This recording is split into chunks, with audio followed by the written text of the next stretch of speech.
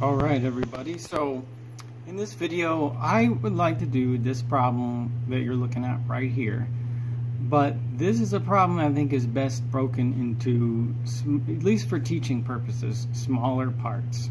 Okay, there are lots of little parts to this problem that I think should be addressed individually, and then once we get everything simple out of the way, we'll build up to doing this one. Alright, so where should we begin? I think let's start with this. Okay.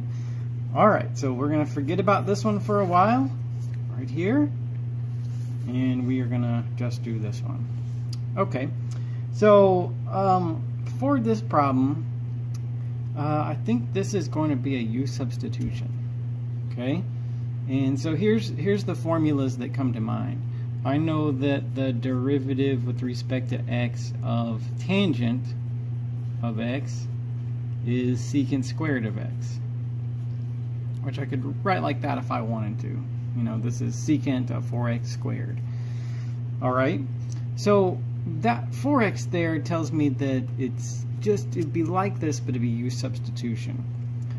It's a sort of like, you could think of it this way. Here's the U substitution formula that we would use. The antiderivative of secant squared of u is going to be tangent of u plus c. Okay, because the derivative of tangent of u with respect to u is secant squared of u. Alright, so a U substitution can get me from here to here. That's all I'm saying. Or this might be like a basic formula that's given for antiderivatives, and it'd just be up to me to realize that this can be this with the right U substitution. So let's do like this. We'll say U is equal to 4x, alright, with the goal of, you know, thinking that it's going to be this form after the substitution's made. And then du is going to be 4 dx, right?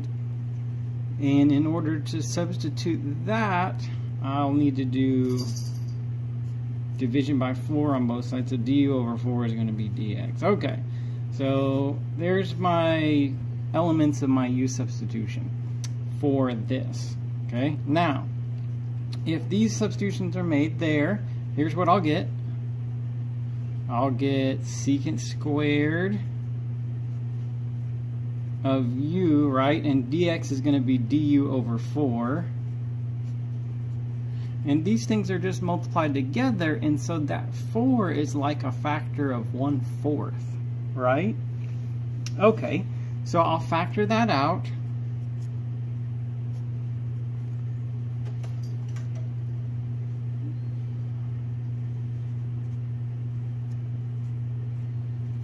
and then get this, which is that form that I was anticipating from the very beginning. Alright? Okay, so what's the antiderivative of 1/4, or what's 1/4 times the antiderivative of secant u squared? That'd be 1/4 times tangent of u plus c. Okay. And then u was 4x, to put that in terms of the variable that we started with. So I'm going to get 1/4 tangent of 4x plus c. Okay, and then we're done with that one. Alright, so it's not the only way to do this problem. I think U substitution would be the most conventional, widely accepted way to do it. Some people might just think about the derivative, but sometimes when I see these things, I think about just the chain rule. I think the derivative of tangent secant squared, what do I need to get secant squared of 4x? Well, 1/4 tangent 4x. It's true, if you use the chain rule, the derivative of 1/4 tangent 4x plus some constant is going to be secant squared of 4x. So if you're really good with the chain rule, you might just be able to kind of guess at that and get it right. Okay, but just think about it. If you check this, if you take the derivative of this, you will get that thing we started with, and that's all that has to happen anyway when we're trying to find the antiderivative. Alright, okay, so this one's done. Let's look at my next one I wanted to do, tangent 4x. Okay, in a way earlier video on U substitution, I would have introduced the basic idea behind this one, but I'm gonna kind of act like I've never talked about it. All right. The way that I want to do this one is first with an identity. Okay, I don't think I can get anywhere with tangent of 4x, but I think if I write it as sine 4x over cosine 4x, that I'll have a little more luck. All right. And the reason why I think that is because I see this and I think that can be U substitution. So here I'm thinking, well, of all the forms of U substitution, this one is going to be the form 1 over U du. And why do I think that? Well, because the derivative of cosine is negative sine.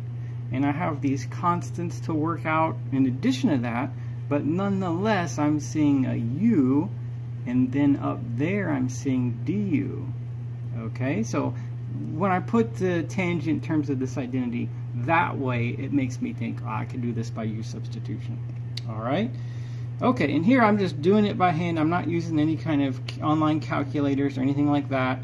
I believe people should know how to do things, and so if you're going to learn calculus, you should know how to do this just with paper and pencil, like no additional help. So the trick to this one is getting to that point right there and being able to work the rest of it. Okay, so here goes. I'm going to let U be cosine 4x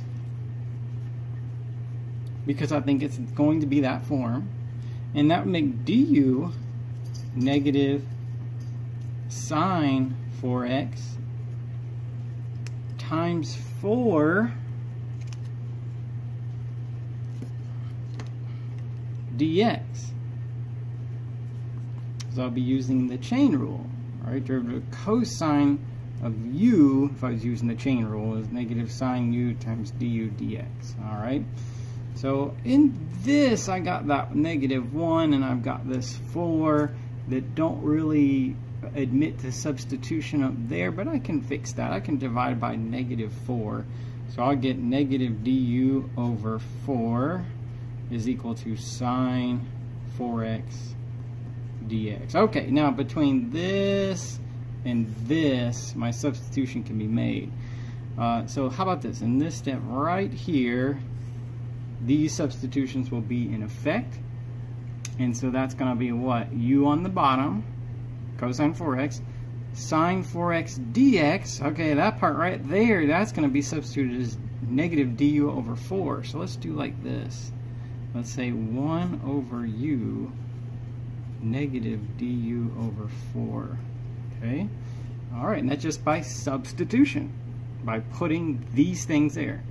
My original problem was in terms of the variable x. By substitution, I'm working with the variable u, and I'm getting a basic form of integration. When I said I thought it was going to be this form, what's our answer? What's our antiderivative for that form? It's going to be natural log of absolute value of u plus c. Yeah, so if you can get to that point, there's your answer.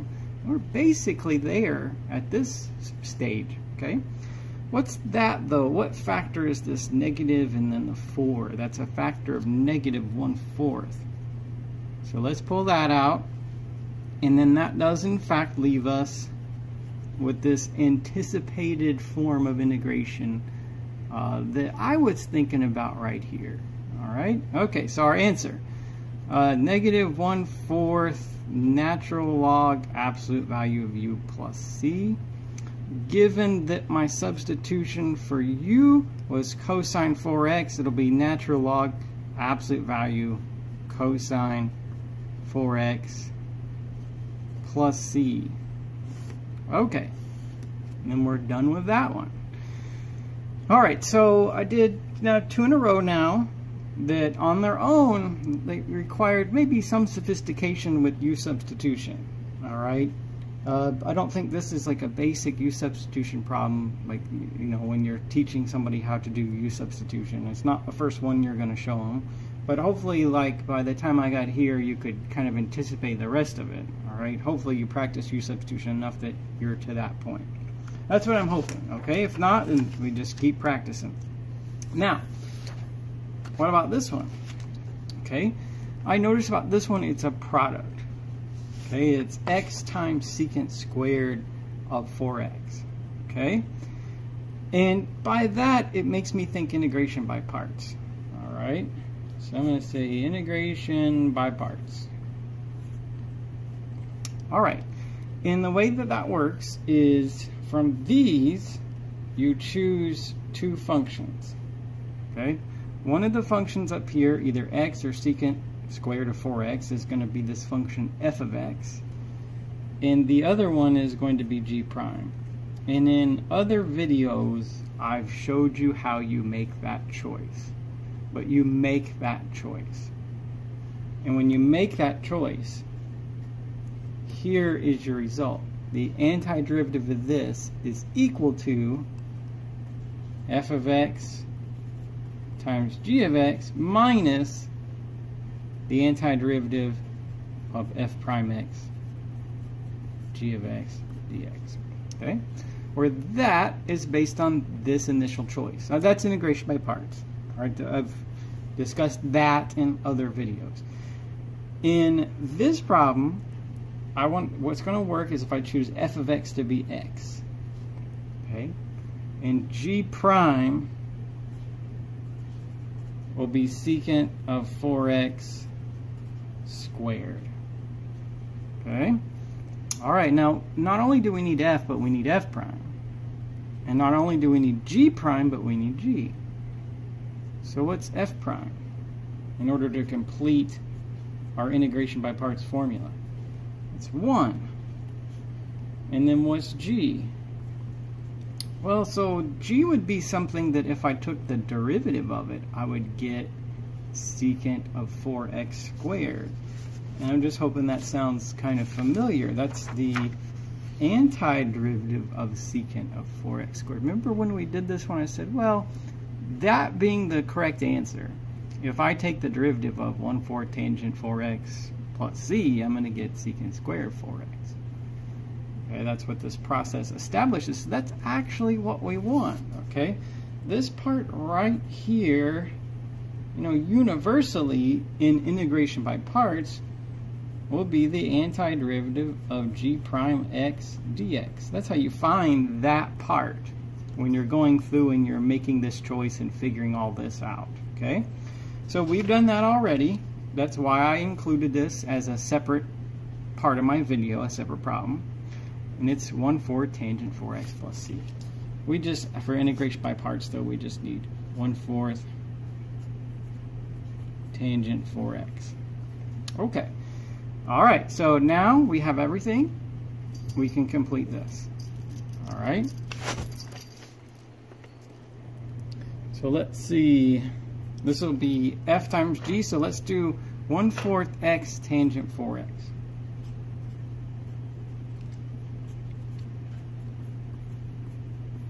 Okay, minus the antiderivative of f prime times g. So that'd be 1 times 1/4 tangent 4x.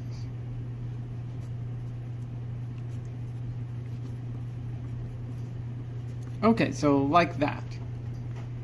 Now I'll take out this 1/4 because we can remove constants like that in integrals of all kinds. So I'm going to do 1/4 out here, and then that's going to leave me tangent 4x.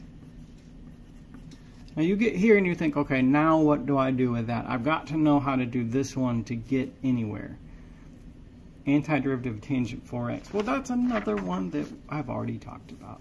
Okay, so when I had this one in mind, I thought I don't want to get to like this point or this point and then have to go off on a tangent, so to speak, to do something else. All right, so I've already done that. That one is a U substitution problem. So let's just take it for granted that that's already been done, and this is what you're going to get.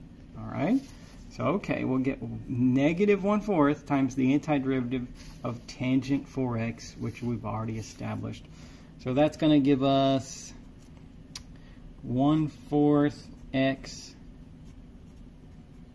tangent 4x minus 1, or actually plus 1/16 natural log absolute value cosine 4x plus c. Okay, using the answer that we got already. And there's your antiderivative. Okay, if you take the derivative of this, if you can imagine doing that with all the rules that are necessary, then it would get us that. Okay, all right, so I'll box this as my final answer to that one. So that is a fairly easy integration by parts formula if you get this one out of the way and if you get this one out of the way. I don't think it's so bad if you can establish those and you know how to do them, okay? All right, so I had one more thing. What if this was a definite integral? Okay, like that. And with all of this, I mean, we live in, what is it, just 2020 now. We can get a calculator to find the antiderivative for us, but that's fine, like anybody can do that. And sure, you'll get to the point where you may do it that way. But I think it's important to know how to do things. That's what I'm here to show you. I show you how to do things on paper. I got paper, I got pencil, and I have some knowledge about rules. And I want to do it with just that, okay? So with this one, again, just paper, pencil. I'm not going to use a calculator at all, just because I believe in knowing how to do things. And I want you to know how to do things too. So anyway, we already have the antiderivative to this, right?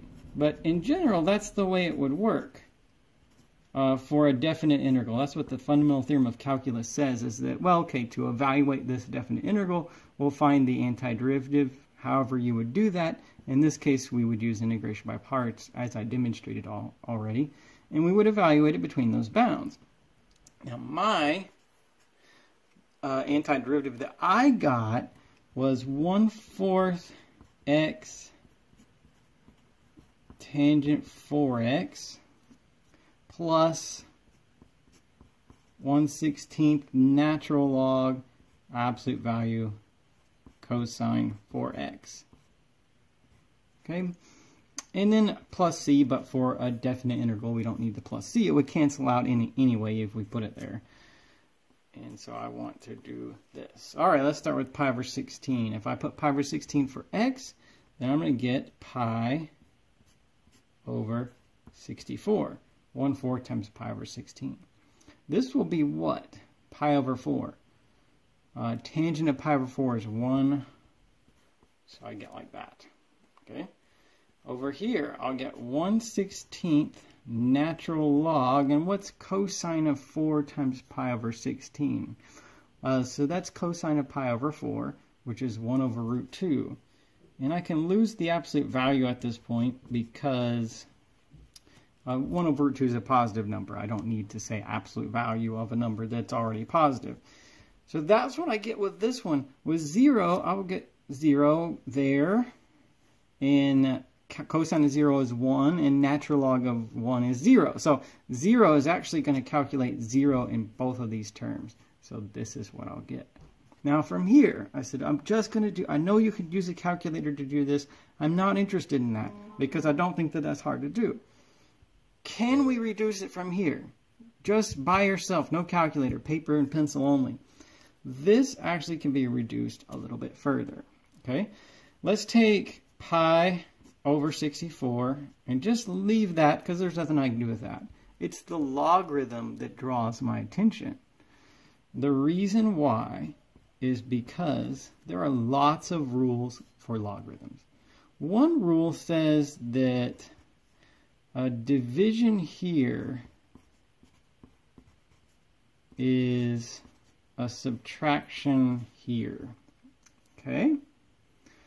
And another rule says a power here is a factor out there. You know, if I have natural log of 2 raised to the power 1/2, which is what root 2 is, then I can remove this power as a factor of that logarithm out front as a multiplier. So let's take that a little further and do that too. Okay, so I'm going to get natural log of 1 minus 1/2 times natural log of 2. Okay, Now, all right, I think in one more step we'll have it. This is 0. Natural log of 1 is 0. And so just by multiplying, I'll get what? Negative 1 over 32 times natural log of 2. All right, so there's the reduced form of it. Because the logarithm, it reduced quite a bit from what we originally had, but you know, hopefully those rules sound familiar to you. I know you've got to calculus too. You've seen the subtraction rule for logarithms and the power rule. That allowed me to get reduce this to just having 2 terms in it like that. All right, so that's the kind of thing we'll give for our final answer, where I emphasize that I did not use a calculator at all, and at least some of the time, I'd like you to be able to do that too, just to prove that you can. Again, because I think it's worth knowing how to do things like that.